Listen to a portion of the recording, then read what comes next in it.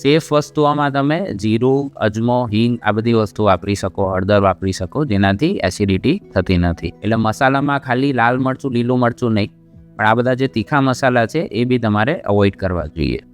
બીજું છે વ્યસન.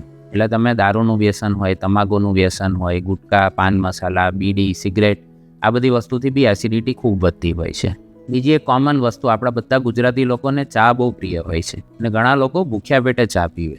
એટલે ચાથી એમ બી એસિડિટી વધે, અને જો ભૂખ્યા પેટે એસિડિટી જે લોકોને રહેતી હોય અને ચા પીવે તો એસિડિટી 3 થી 4 ગણી વધી જાય છે. એટલે ચા, કોફી, કોઈ બી ઠંડા પીણા જેમ કે કોકોકોલા છે, સ્પ્રાઇટ છે, કોઈ બી જે બબલ્સવાળી વસ્તુ હોય, સોડાવાળી વસ્તુ હોય, બી એસિડિટી વધતી હોય છે.